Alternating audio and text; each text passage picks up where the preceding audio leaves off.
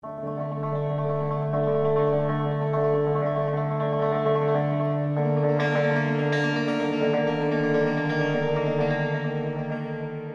is for a first new model in a long time, and it's new from the ground up. It actually comes into a new bracket, which is a Super GT for us.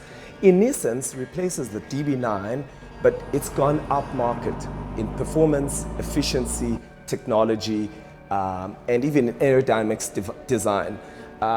It really is the new Aston going forward, and it's part of the new 100 years plan of Aston Martin in creating a new sustainable business, and it's exciting.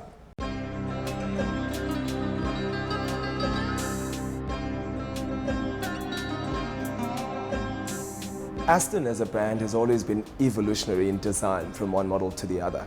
And yet, once before, we've seen a big jump from DB7 to DB9.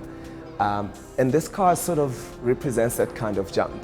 It's quite significant, and yet at the same time, the car still recognizably an Aston. So for example, this front grille, which dominates the front of the car, really introduces the car in a bold way, and flanked by a new feature for Aston, LED headlights, which we haven't had before.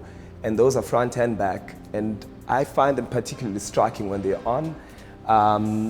The back is ultra modern, almost un-Aston-like, and yet the interpretation of the lights still harks back to Astons we know.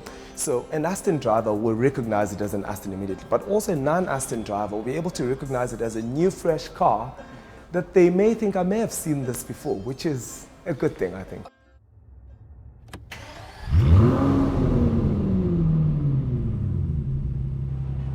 Mercedes has bought a stake in Aston Martin, and so there is some working together.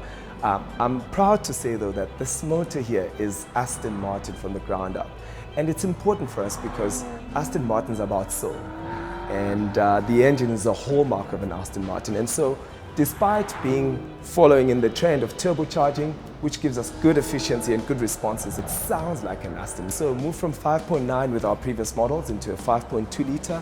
It's a twin turbo. Develops 447 kilowatts and 700 Newton meters, not 200, 3.9. And you know why this is important? You say, well, an Aston isn't going to go drag racing, but it's nice to know that you've got the power. Also, this car is a Grand Tourer, so the idea is that you'll spend more time in this car than you would in a traditional exotic sports car, which you drive only on a Sunday. We want to see our customers in these cars are doing long trips. That's the idea. It's a Grand Tourer. And so you will spend a lot of time in there, and hopefully it's a pleasant time.